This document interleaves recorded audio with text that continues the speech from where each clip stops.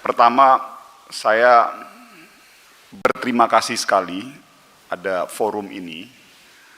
Sekaligus dalam forum yang terhormat di Komisi 3 ini, kita bisa sama-sama saling meluruskan dan menata. Tapi sesuai dengan apa yang saya sampaikan kemarin di Amicus Curiae, dan juga saya untuk menghindari polemik yang berkepanjangan, sekali lagi saya ulangi dalam forum yang terhormat ini bahwa proses problematika yang terjadi pada Mamahas Banjar dan mungkin berpotensi terjadi juga kepada usaha mikro dan kecil lainnya, saya tegaskan sekali lagi menjadi tanggung jawab sepenuhnya Kementerian UMKM yang dipimpin oleh saya. Jadi dengan secara satria, saya harus mengatakan bahwa situasi ini tanggung jawab penuh saya sebagai Menteri UMKM. Dan insya Allah momentum hari ini akan kita jadikan sebagai sebuah momentum pembelajaran bagi semua pihak yang terkait di dalam situasi ini untuk kita tata kembali sebaik-baiknya bagaimana sejatinya kita menyikapi penggiat usaha mikro dan kecil. Sebetulnya kata kuncinya di situ. Usaha mikro, kecil, dan menengah harus dilihat, tidak bisa dilihat dalam satu kesatuan yang sama. Usaha mikro, kecil, dan menengah itu punya separasi yang berbeda. Yang ingin saya sampaikan, dalam forum ini, sebelum saya menyampaikan terkait kasus Mamahas Banjar, saya ingin menyampaikan bahwa inilah kondisi real, realitas angka yang terjadi, yang ada di Republik Indonesia terkait usaha mikro, kecil, dan menengah. Usaha mikro itu omsetnya di bawah 2 miliar. Dengan modal 1 miliar. Usaha kecil itu omsetnya 2-15 miliar. Dengan modal 1-5 miliar. Usaha menengah itu omsetnya di atas 15-50 miliar dengan modal 5-10 miliar. Dan sisanya adalah di atas 50 miliar itu adalah usaha besar. Dan di mana perlu diketahui oleh kita semua, 99,6%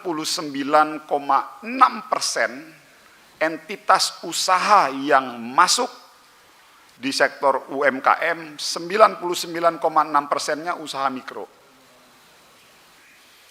Usaha kecil kurang lebih 0,3%, usaha menengah 0,0%. Dengan angka kurang lebih sekitar 63 juta something, lalu itu untuk usaha mikro, usaha kecilnya kurang lebih 193 ribu, usaha menengahnya kurang lebih 44 ribu.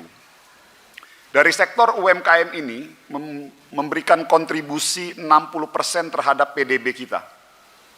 Dan penyerapan tenaga kerja kurang lebih sekitar 97%. Artinya yang ingin saya sampaikan, sektor UMKM dalam hal ini, usaha mikro menjadi backbone ekonomi negara, di mana berkontribusi kurang lebih 60% terhadap PDB kita dan menyerap tenaga kerja kurang lebih 97%. Dan rata-rata yang bergerak di sektor UMKM ini rata-rata sektor informal. Jadi mereka-mereka yang tidak mendapatkan akses di sektor formal, tidak mendapatkan akses di dalam dunia industri, mereka melakukan kreativitas untuk berusaha menyambung hidupnya mereka. Itu yang ingin saya berikan dulu gambaran. Artinya kami Kementerian UMKM melihat konteks Mamahas Banjar dalam perspektif yang jauh lebih luas dan besar karena sektor mikro kecil kita adalah backbone ekonomi negara. Next. Nah, terkait kondisi pokok perkara Mamahas Banjar tadi sudah disampaikan oleh Polda dan Kejaksaan. Artinya bagi kami kasus Firly ini menjadi sebuah momentum positif untuk kita jadikan bahan renungan bersama dan pembelajaran bagi kita semua. Singkat cerita, bahwa Firly didakwa melanggar pasal 8 ayat 1 huruf G Undang-Undang Perlindungan Konsumen karena memperdagangkan barang tanpa mencantumkan tanggal kadaluarsa. Next. Lalu, pada kesempatan ini kembali lagi saya ingin sampaikan, kami tidak masuk pada perdebatan siapa yang benar, siapa yang salah. Masing-masing pasti punya pendekatan case by case. Tapi saya ingin sampaikan, di depan kita ada kotak Holland Bakery. Pertanyaan saya yang paling sederhana, apakah kotak Holland Bakery ini menampilkan tanggal kadaluarsa?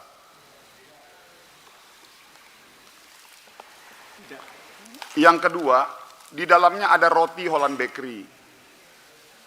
Apakah roti Holland Bakery ini menampilkan tanggal kadaluarsa? Lalu, dengan contoh sederhana ini, apakah saya harus mengatakan bahwa Polda salah, kejaksaan salah? 100% saya katakan tidak ada yang salah. Karena apa? Inilah dalam momentum ini saya ingin memberikan sosialisasi dan pembelajaran kepada kita semua bahwa konteks Undang-Undang Nomor 8 Tahun 99 tentang Perlindungan Konsumen relatif sulit untuk diterapkan dalam kasus usaha mikro dan kecil. Sekali lagi saya sampaikan, apa yang dilakukan oleh kita semua benar. Saya yakin 100% saya sudah bicara dengan Pak Kejati, dengan Pak Kapolda, bahwa yang dilakukan oleh beliau tepat dalam perspektif perlindungan konsumen. Tetapi kami melihatnya dalam perspektif yang lebih luas. Andaikan kita terapkan 100% Undang-Undang Nomor 8 Tahun 99 terkait perlindungan konsumen ini, akan ada berapa banyak perdebatan-perdebatan problematika terkait masalah firly-firly yang lainnya. Karena ujung pangkal dari situasi firly ini adalah perdebatan antara penggunaan undang-undang perlindungan konsumen atau undang-undang tentang pangan. Maka dari itu selama ini Kementerian UMKM lebih mengedepankan penerapan implementasi penegakan hukum dalam konteks Undang-Undang Nomor 18 Tahun 2012 tentang pangan. Jadi saya ingin tegaskan yang dalam forum yang terhormat ini, 100% kita semua sama. Pihak kepolisian, pihak kejaksaan, dan juga pengacara sama-sama ingin menegakkan hukum. Tapi mari coba kita lihat proses penegakan hukum mana yang lebih arif dan bijaksana, yang bisa memiliki implikasi positif terhadap ekonomi nasional kita.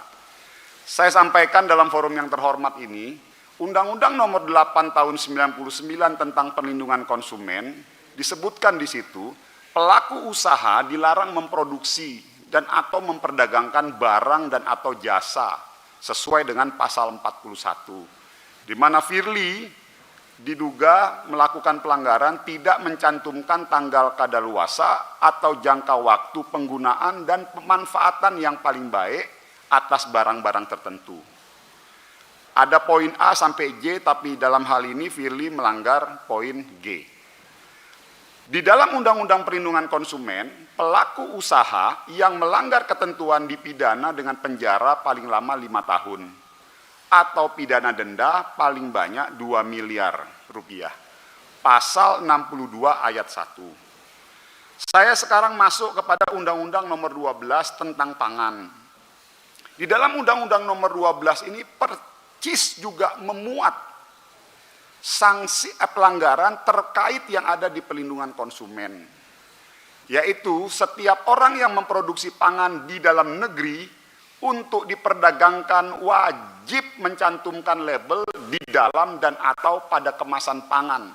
Pasal 97 ayat 1. Label dicetak dengan menggunakan bahasa Indonesia serta memuat paling sedikit keterangan mengenai pasal 93 ayat 3, nama produk, daftar barang yang digunakan, berat bersih, nama dan alamat pihak yang memproduksi atau mengimpor, halal bagi yang dipersyaratkan, tanggal dan kode produksi, tanggal bulan dan tahun kadaluarsa, nomor izin edar bagi pangan olahan, dan asal-usul bahan pangan tertentu. Setiap orang yang melanggar ketentuan dikenai sanksi administratif. yaitu sanksi administratif sebagaimana dimaksud berupa 1. Denda, 2. Penghentian sementara dari kegiatan, produksi dan atau peredaran, 3. Penarikan pangan dari peredaran oleh produsen, ganti rugi dan atau pencabutan izin. Pasal 102 ayat 3. Artinya begini pimpinan, dalam konteks kasus hal-hal yang lainnya, kami dari Kementerian UMKM melihat agar undang-undang pangan ini yang dikedepankan, karena ada prinsip-prinsip pembinaan dan sanksi administratif. Terkait undang-undang perlindungan konsumen, lex spesialis derogat lex generalis, di mana undang-undang yang khusus lebih dikedepankan dari undang-undang yang umum.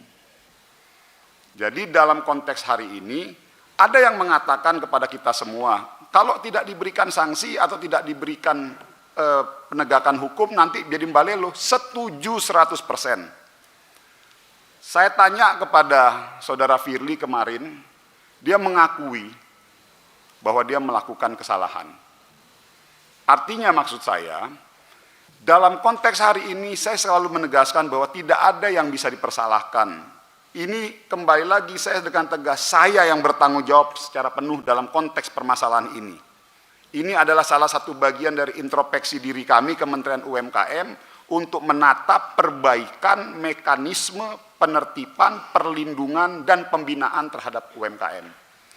Jadi insya Allah mudah-mudahan melalui momentum ini bisa menjadi pembelajaran yang baik dan positif buat kita semua. Next selanjutnya. Nah, ditambah lagi ada amanah TAP MPR terkait keberpihakan negara pada UMKM. Artinya apa? Amanah perintah Undang-Undang Dasar 1945, Undang-Undang UMKM diturunkan lagi dengan PP nomor 7 tahun 2021, plus ada Undang-Undang Pangan. Kita tidak bisa hanya sekedar melihat usaha mikro kecil sama seperti usaha besar dan usaha menengah. Treatmentnya sangat berbeda, karena usaha mikro rata-rata mereka-mereka yang jauh dari sistem pendidikan, mereka yang tidak paham dengan ilmu hukum, mereka yang mungkin jauh sekali dari pemahaman tentang laporan keuangan. Maka dari itu pemerintah hadir dalam sebuah bentuk affirmative action, turunannya adalah PP nomor 7. Nah, next. Nah, sanksi administratif lebih tepat untuk UMKM. Menjatuhkan pidana kepada pelaku UMKM yang beritikat baik, seperti Firly, bertentangan dengan kebijakan hukum nasional. Pelanggaran pelabelan pangan berisiko rendah atau sedang sebaiknya diselesaikan dengan sanksi administratif, bukan pidana. Yang kita sebut dengan ultimate remedium, di mana penindakan pidana menjadi pilihan terakhir dalam setiap proses penegakan hukum kita. Undang-undang pangan sebagai aturan khusus yang jauh lebih relevan dalam penerapan kasus seperti Firly ini. Undang-undang pangan nomor 18 tahun 2012 adalah aturan khusus, lex spesialis dibanding undang-undang perlindungan konsumen. Jika terjadi tumpang tindih, undang-undang pangan harus digunakan karena lebih rinci dan khusus mengatur soal keamanan, mutu, label, dan gizi produk pangan. Dan yang terakhir, keadilan substantif demi UMKM dan ekonomi nasional, Kementerian UMKM meminta agar perkara ini bisa dilihat secara proporsional. Saudara Firly tentunya layak untuk diberikan pembebasan karena pelanggaran bersifat administratif bukan pidana, demi menjaga iklim usaha dan pembangunan ekonomi nasional. Artinya apa? Dalam konteks hari ini, saya mengerti bahwa apa yang disampaikan oleh kami Kementerian UMKM lebih kepada keadilan substantif. Namun dikarenakan mekanisme ini sudah masuk dalam mekanisme persidangan formal hukum tata acara negara kita, sekali lagi saya ingin mungkin dalam kesempatan hari ini saya memohon dengan segala kerendahan hati, hadirnya saya di amicus curiae dalam rangka untuk memberikan pandangan dalam perspektif yang berbeda. Bahwa silakan, ini sudah menjadi ruangnya hakim, sudah menjadi ruangnya aparatur penegak hukum, tapi mudah-mudahan penyampaian saya selaku Menteri UMKM dalam forum yang terhormat ini, di hadapan Bapak-Bapak anggota Dewan yang terhormat, di hadapan pihak aparatur penegak hukum, mari kita jadikan ini sebagai momentum pembelajaran kita semua. Apapun keputusannya, saya yakin Bapak-Bapak aparatur punya keputusan yang bijak dan arif, karena ini sudah masuk dalam ranah pengadilan yang tentunya kita tidak punya kompetensi untuk mengintervensi keputusan pengadilan tersebut. Tetapi dengan segala kerendahan hati, izinkan saya menyampaikan concern Kementerian UMKM bahwa dalam melihat perspektif UMKM, kita harus melihat dalam perspektif ekonomi nasional dan ekonomi kerakyatan. Itu saja pimpinan dalam kesempatan ini.